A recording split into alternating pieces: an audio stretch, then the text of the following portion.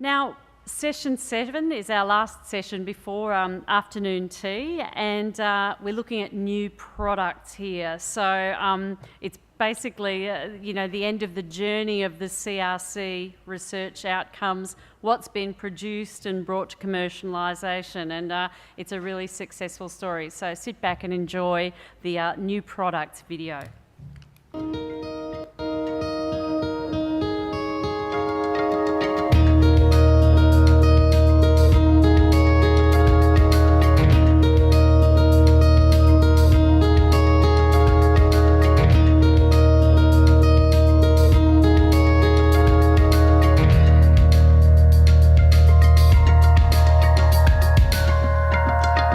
We saw the opportunity to develop technologies that complement our farming systems, and most of that was based on the fact that if we saw a gap in the marketplace, that we took the opportunity to fill that gap.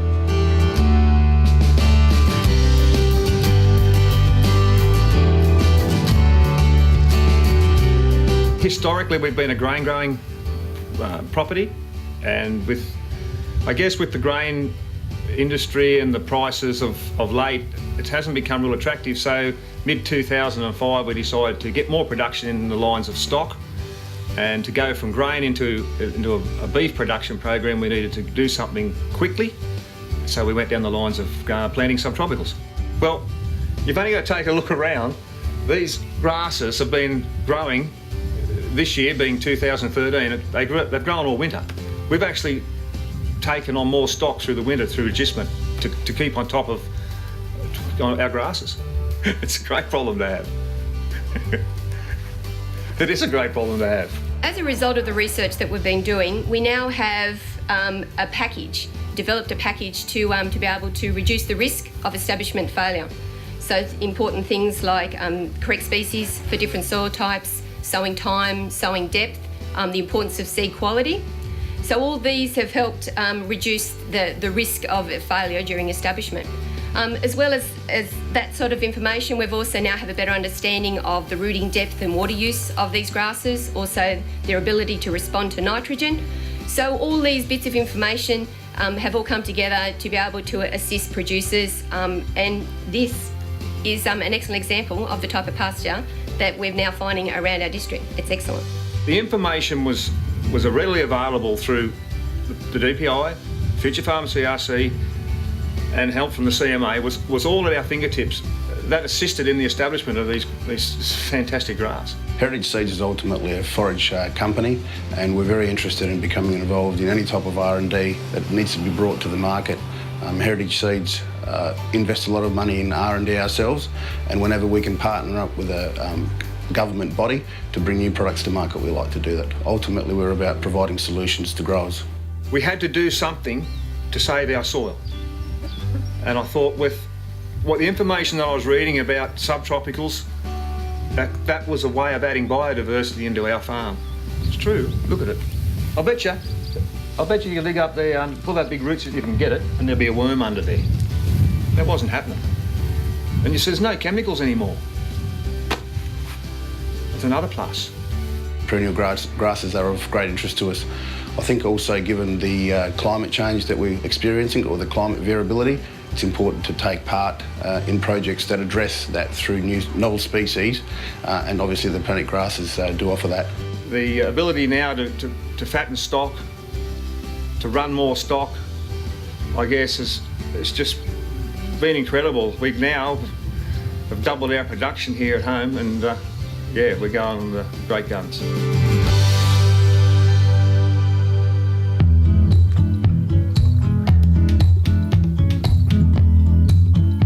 Well, the Adopt tool is something we've developed right from the beginning of the CRC, aimed at allowing people to think about the factors that might influence adoption, not just the peak level of adoption, but how long it might take. So it's a simple to use software tool that involves 23 questions where people can characterise an innovation, in the case of the CRC, the perennial technologies that have been developed, and they characterise it in terms of the innovation itself and the target population, as well as the ability that farmers might have to learn quickly about how good this innovation might be, and also factors about how good it might actually be, the relative advantage. And it brings these things together to produce a forecast of what the likely picture might be in terms of how long something might take for widespread uptake by farmers. Well, a big objective of the CRC was to achieve impact, not just research, but to achieve impact with farmers. And by considering the whole range of factors that affect adoptability, you're able to target the development and the extension of these things in a much more informed way.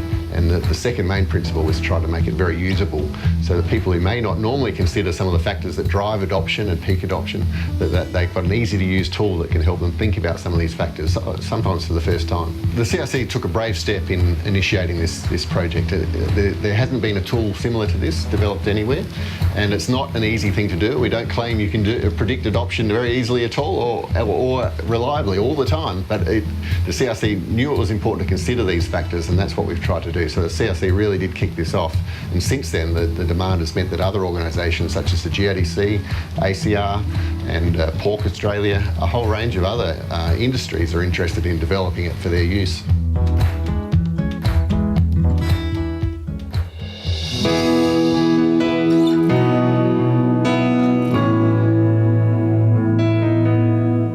Products like Tadera, which you'll be hearing about shortly, was an opportunity to hit a market with a brand new legume that we're going to domesticate for the Australian market.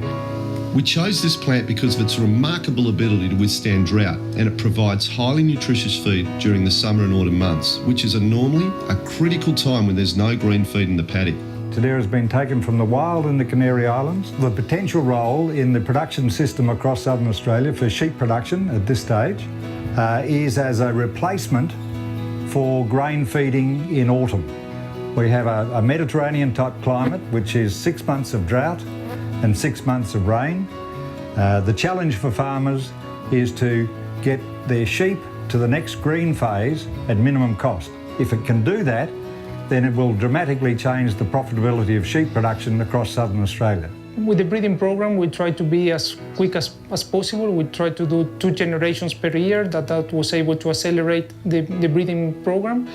And we expect to have the first breeding materials ready for the seed industry in June 2014. What we're seeing in the ground now is an example of what Tadera is going to be, but the commercial offering will be from what is developing in the glass houses at the moment. So, you know, one of the key components to varieties we commercialise are things that have a unique agronomic fit, and we're very keen to get involved and appreciate the opportunity to actually bring this new species to the market. This is not just another lucerne. In drought condition, lucerne drops its leaves under stress and has less grazing value. We've seen that Tadera hangs onto its green leaf, much like a living haystack. We simply can't do that with any other perennial legume in this Mediterranean type environment at the moment. It's very, very exciting for us. The way the sheep like it, it was mowing off and it's regenerated, has all been,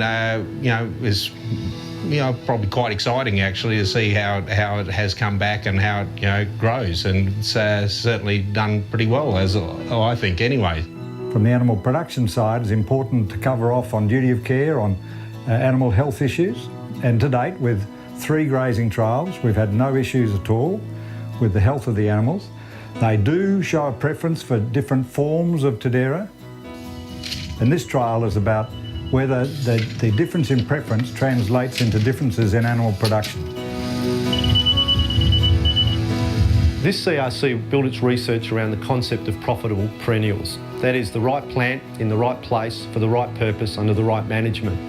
It looked at developing farming systems based on perennials, but also developing new technology, new perennial technologies that would support and complement those farming systems.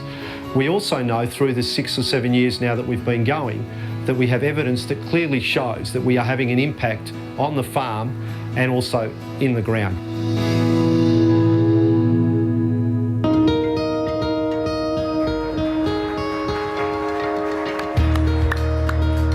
And here to talk us through the new technologies, we've got returning to the stage for this session, CEO Peter Zazzolo. Kevin Goss, sort of standing around near the end chair over there, Foundation CEO of the CRC and Senior Honorary Fellow at UWA. Right next to Peter on my left here, Richard Pruser from Heritage Seeds. You would have seen Richard in the video. Next to Richard, also from the video, Simon Crane from SeedNet.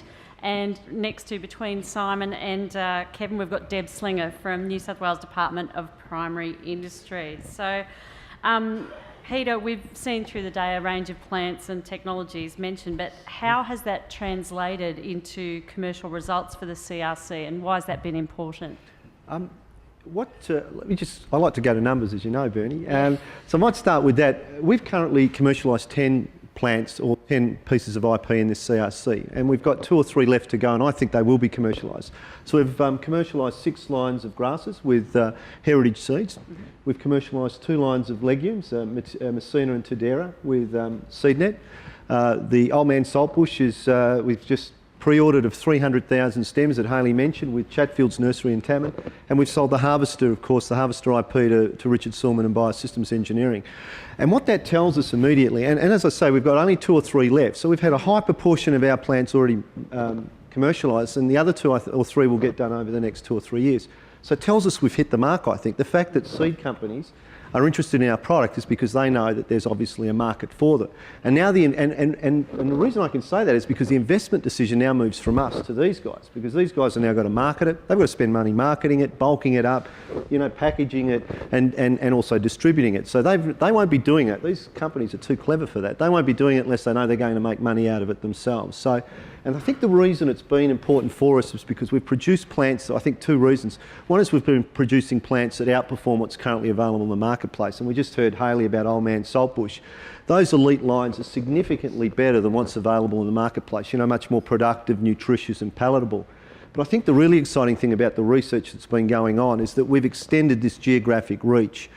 So we're making options available to farmers that traditionally wouldn't have those options. So for these guys here, we're extending their market size. So instead of being this big, it's going to be this big. But why it's important for us is we're giving flexibility and options to farmers that traditionally didn't have those options. So we're promoting perennials, and we're saying here's some new perennials that you can use in your farming system as well. 13 products to market is pretty spectacular. What do you attribute the success of this CRC in getting products to market? What do you attribute that to? 2 reasons. We talked a lot about collaboration today, but there's a reason for that, deliberate. I'm going to talk about David Brown's farm at Dandaragan and the work of Daniel Real there with Tadera. So Daniel's working closely with not only other researchers across Australia, but he's working closely with this farmer, and this farmer's talking to him about the things that are driving him. So things like establishment costs, the need for a summer, autumn feed gap, and the need to be able to address that. So Daniel starts to address, the breeding program to look at addressing those issues that he's raising. And then he talks to Simon, and Simon's saying, but I need to make sure that I can get the seed off this plant cheaply, so I can be competitive in the marketplace. So Daniel then adjusts his breeding program to not only look after one end of the supply chain, but also the other end. So he's constantly talking to different ends of the supply chain to make sure his breeding program's addressing it. But I think the second reason, and as I'm looking at Kevin Goss when I say this, is it's not by chance that we stumbled across Tadera or Messina or any of these grasses, but the guys, when they started to look at this 7 or 8 years ago and putting the business case together, they looked at the country or in the southern Australia and said, these are the opportunities that exist or the gaps that exist. How do we fill that? And they started to develop a structured approach about saying, okay, if we're going to get to this market, what are those plant types that we need to look at to get there? So the success today, I think, has a real start of the story back 7 or 8 years ago when they put that business case together, Bernie. How very strategic of you, Kevin. Well done. Not just me. Well, no, not just you, but you were there right at that initial planning and startup. And I think what Scott Glide was talking about this morning, this real pressure to make sure that anything that's being proposed has to meet the needs of the producers of industry. How did you and the others involved at the time go about aligning research with industry needs to achieve these products within 7 years? Your time starts now. Yeah, thanks, Bernie. What we did at the outset, I'm going right back to the conception of the CRC, was that we knew that there was a 7-year window of opportunity, and we needed to, within the cadence of a CRC, establish new products coming out pretty progressively to really realise the full benefits of a CRC. And I say that because back in 2004, 2005, in the mature phase of the CRC salinity, there was some talk about we needed a 21-year CRC. That is, we needed 3 CRCs because the nature of farming systems changes and the nature of perennial, any sort of plant breeding needs that sort of time frame. And that really was the trap. That was a trap not to fall into. The design had to be a self-contained 7-year CRC, not leaving at risk something that would come after that. And so we set about that in the design of that CRC. And I went back into the annals of my PowerPoint presentations from that time and found 3 slides. Well, I found 2 and I was helped with 1. This is December 2005, and so CRC1 over there on the left was the CRC salinity, and CRC2 was early thinking about future farm industry CRC. And what we deliberately did, and we were forced to do this under some pretty aggressive advice about how to make a commercially focused CRC operate, was to identify in time those things that you would generate in this CRC, because they were gifts from the earlier CRC, or they were initiated within this CRC, and identify those things that would come after the CRC. So it was very much staging new products through time. Jean? Did you want another slide? We're right, yes. No, we went one too far. There's a bit of a lag. I'll stay off it, Jean, if you do it. Thanks. So we move on a bit, and here's a strategy that's maturing in the CRC around new products, and you get this sense of farming systems development, enabling technologies and decision support technology. We've heard a lot about that today. And the thing to identify is that for each, there was a focus on how you work with industry. The farming systems were given brands: Evergraze, Evercrop, Enrich, and that was quite deliberate from a product identification viewpoint with industry partnerships. The technologies are very much the things we're now talking about, like Tadera and so on, where co-investment with companies was there from the outset. And the other thing was that we didn't leave the environmental and the other decision tools out of that. They also had their brands, and they were given the same status when it came to being products that could be commercialised or disseminated in another way. So that's the way the strategy unfolded. In every case, there was an industry involved, and the last one we heard about with Infer, there's now a company that's now out there with Infer.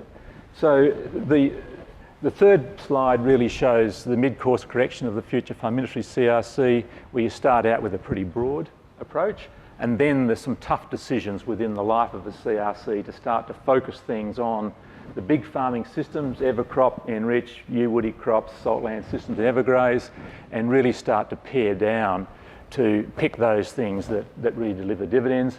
And that was tough decision making because other things did not get up. And Mike Ewing, who would have been here, played a very strong hand in narrowing things down and making sure that focus on new products was pretty complete, and that we now had a good, stable relationship with industry. Well, it's certainly paid off from everything that we've heard today, so thank goodness for that. Now, Richard, over at Heritage Seeds, you won the right to commercialise 6 grasses developed by the CRC. Why did Heritage get involved? Thanks for the opportunity, Bernie. I guess, in essence, Heritage Seeds bases all its success on R&D focus.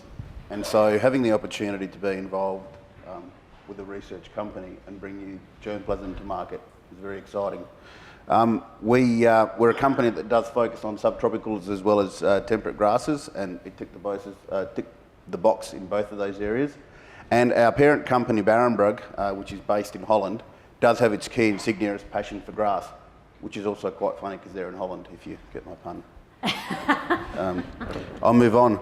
We are both in the international and domestic market, and so I guess what's our quest? Our quest is to destroy the ring. Now, our quest is the same as everybody else who's in the pasture game. It's really to focus on what we consider the holy grail. So persistent, productive, palatable, safe. We want it to have high seed yields. We want it to be completely adaptable. So I think these products go some of the way in addressing those things, and that's why we're excited to I guess, get involved. Now, to talk to the slide above me, it does feel like I'm a bit of a weather forecaster. So over to my, I'm not up there actually. Over to the right, you can see some establishment of summer active fescue 1, which is one of the products that we work with. And it's very exciting because you've got the establishment dates, 2011 and prior to that even, and obviously excellent persistence. So for all the other ag nerds in the class today, how exciting is that to see everything else die around it and have one product survive? The other ones to talk around those, you've seen, for those of you that have ventured outside, we've got the Panics, the Mega Maxes, the 049, which I've misspelt there and wasn't corrected correctly, 50 and 059. Also a couple of Coxfoots as well, which is very exciting, and particularly the CFT Fine is a product that has excellent winter production as well as summer dormancy, which is something that we've been looking for and have struggled in the past with seed production of Casbar. And you have already heard today about the 20% increase in dry matter on the panic grasses, which is very exciting. So they go some of the way to addressing climate change or variability in the future, and we might also push the boundaries of where they might be adapted to. The only other thing I'd like to take this opportunity is to say thank you to the folks that were involved, and given that I might miss someone, I'd like to cast your mind back to the sort of 80s when Miss Helena was on Romper Room, going to use the mirror. So I'd like to thank Jeff and Carol and Sue and Steve and Zogan and you. That way I haven't missed anyone.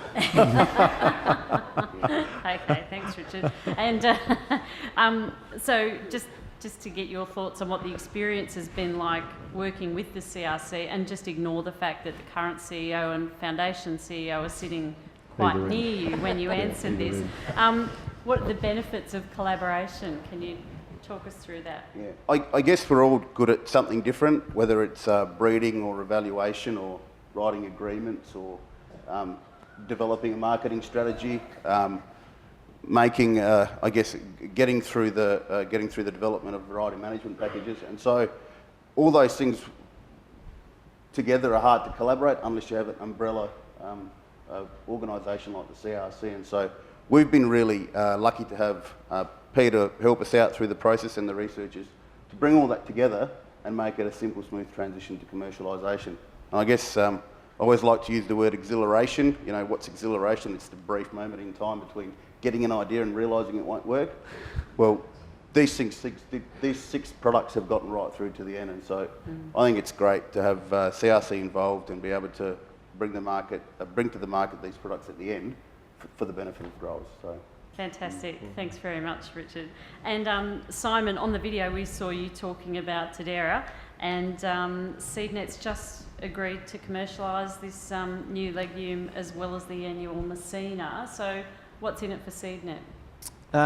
Thanks, Bernie. Well, basically with Tadera, it's just a massive potential. We've seen a little bit about it today with the a few photos and a bit of information, but once you start sort of working with the plant and seeing the grazing trials and being part of it, you can just see how a new species like that, how it might be able to transform big areas of Australian grazing land that, at the moment spend a lot of money on supplementary feed. So the estimates they are just estimates at the moment because we're a fair way from actually getting the commercial product to market, but ranging target area of 5 million hectares. But even if you hit 1 or 2 with this product, it's it could be quite revolutionary for a lot of Australian agriculture. So that's Tadera. Messina is probably a lot more of a targeted species, but if you like, it'll probably manage to be adopted in a lot greater area of its adaptation because it is very specific. It's probably the odd man out in a lot of the species talked about here today because it is an annual, but just fitting into that aim of reclaiming the saline problem soils, we can see maybe 500,000 hectares target area that is probably well adapted in that area too. So both species. Tadera's got a lot more work to do. We just started we sowed 300 grams of seed for the very first line of seed last week, and a lot of work to do, but just the potential is huge. Fantastic. And SeedNet's just entered into a collaboration agreement with the CRC. How does that work? Well, because particularly with Tadera being a brand new species, we need to learn a lot about what Peter said before about having the right plant that's going to fit a commercial arena. So the seed production, it's got to be practical, and you've got to work with the systems we've got at the moment. So being able to work with Daniel Real, the breeder, on actually choosing the right plant to take through. That's very important. Being able to work with the MLA on getting all the grazing data and being comfortable that this brand new species is going to be, productive and safe. But also being able to work with, our parent company, which is Landmark. Their big network of agronomists and livestock agents to sort of work all in together. So the collaboration sort of goes from the breeder, all the way through. So, yeah. Terrific. Now, Deb, your agency has developed a tool called Evertrain that allows the work of the CRC and other relevant research to be delivered online. So can you just talk us through how Evertrain works and what success you've had?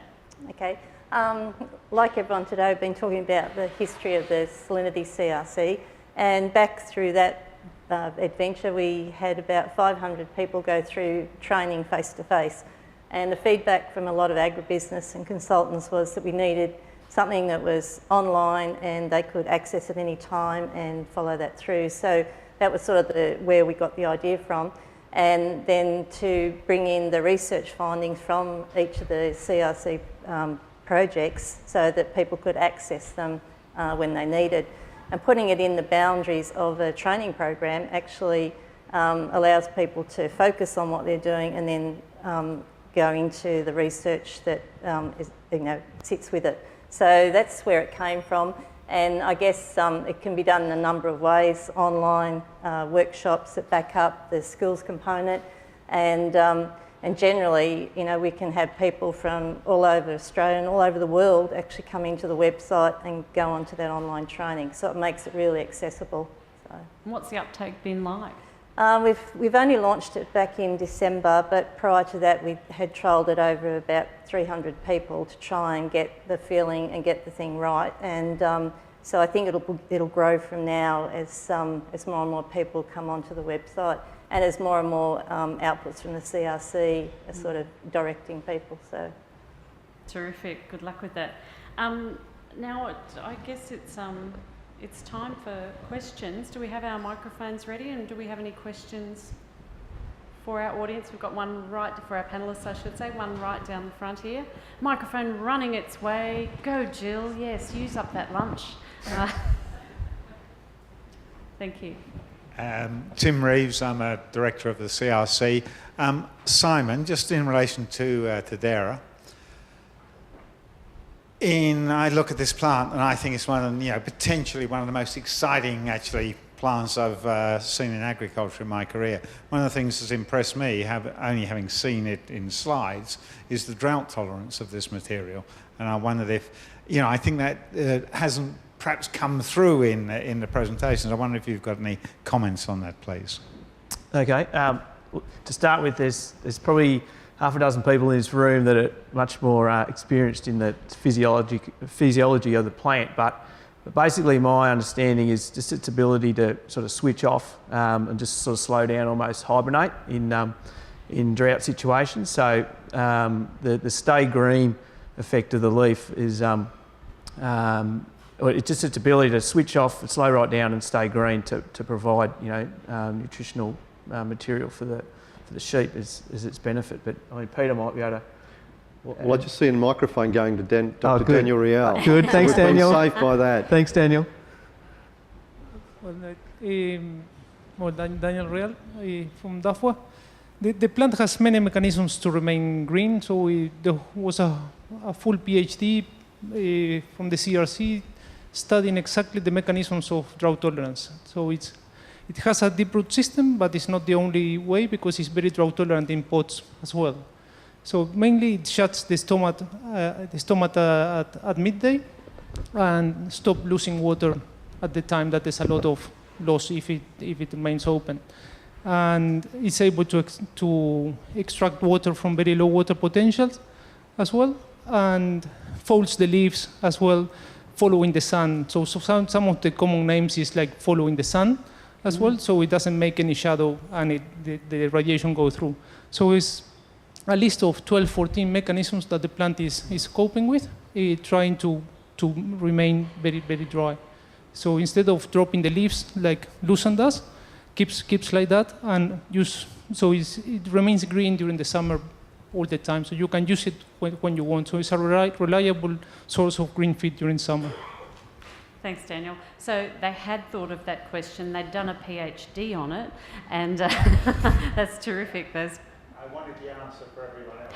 I figured you might have known, and that's pretty much exactly what you were going to say anyway, wasn't it, Peter? Oh, absolutely. Pretty much, absolutely. Yeah, just without the accent. Yeah. Do we? It's much more convincing with the accent. Exactly. Do we have any other questions? Last chance. Yes, thank you. You're not just going to brag about that free trade agreement, are you? Thank you. It's on. Okay, sorry, Deb. Just in this sort of post, public extension services period which we now find ourselves in, what's the sort of legacy of Evertrain in terms of delivering? So tell me how this is going to work in New South Wales with a new local land services structure. Okay. In New South Wales, with the new local land service, we've already had, I think, about 80 people through all the courses on the Evertrain site, and had some face-to-face as well. So it means that people can access that information when they need it, and it means we can go into the other states as well. But e-extension is on a growth curve, the same as online training, because people are time poor and people want to access things when they want it. So for us in New South Wales, it's definitely a benefit, and it will keep being built on Evergraze. We're working on some of the principles of that information and onto a session at the moment, and also with Evercrop with Richard Hayes. So yeah, it's continually growing, and the legacy, it'll be with DPI for 3 years after the CRC completes, so we'll be there for access. Thanks very much, Deb. And Peter, I'd now like to hand over to you to do the wrap-up of those 7 sessions. You've got about 2 minutes. Or 3. So take your time. At the start of the day in session 1, ladies and gentlemen, I thought the thing for me today was to clearly demonstrate that this CRC had been successful in making a difference in Australian agriculture. And through the course of the 7 sessions, we heard that 5,000 farmers have now made a change on over 1 million hectares of land in southern Australia as a result of the research coming out of this CRC. You heard just now that we've commercialised 10 products over the life of this CRC, that we've developed several models, tools and many, many calculators that have been used throughout Evergraze and Rich, Evercrop, Evertrain and Infer and Adopt, that have been widely utilised, not only within this country, throughout Australia, but also internationally. So I think for me, the evidence is clear that we have delivered on the promises that we made in our business plan, or that Kevin made in the business plan several years ago. And I'm really pleased that we've been able to demonstrate that today, the success of this CRC. But if I may just take another minute or two, Bernie, I just want to say today, a day like today doesn't just simply happen. And it's, there's a lot of people have put a lot of time and effort into getting us to where we are today. And I just want to acknowledge some of them, if that's okay with you, Bernie. About 15 months ago, Jean Burton, my communication manager, and Jill Griffiths, the publication manager of the CRC, put this idea of Future Farm Live, this legacy event, to me. And then from that day on, Jean Burton in particular took ownership of this, and she's breathed and lived and eaten nothing else but Future Farm Live for the last 12 months. And a lot of what we've seen today, a lot of the success today has really come about because of the pure effort, the pure energy, the pure persistence that Jean has put into it today. And I'm looking at you now, Jean, and I'm saying you must be incredibly proud like I am after 7 sessions about what has been delivered here today. And I just want to say a massive thank you to you, because I think this has gone better than I could have even imagined. So thank you for that.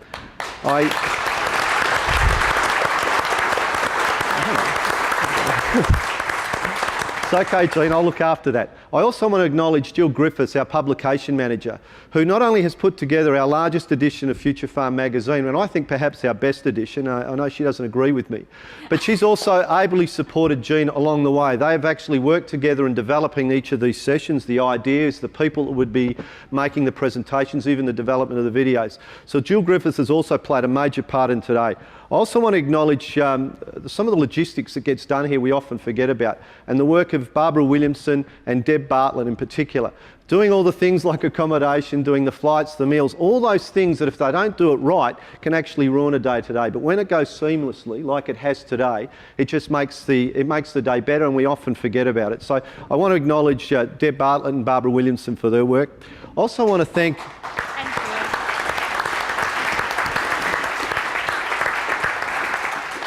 I'd also like to thank all the panellists that have given up their valuable time today to be here today, to share their experiences with the CRC, to share their experiences on the farm or in their industry. I particularly want to acknowledge all the farmers that are here today. It's an incredibly busy time. We've heard already that 2 or 3 farmers who were listed to be here couldn't be because they've had their breaker season. So I just really wanted to thank everyone that's been, who came up on stage, and in particular the farmers who've given up their time, particularly given how busy it is on farm. To all my...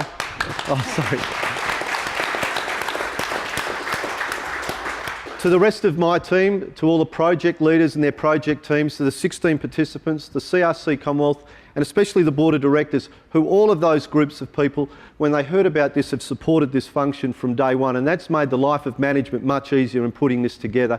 And finally, I just want to thank the people here in this audience today in this Gandal Hall, and those watching through live streaming. For us, as I said before, we don't do this. We've not done something like this before, and it's been a real honour and a privilege for us to be able to up here and talk about 7 years of a journey that ends in about 3 more months.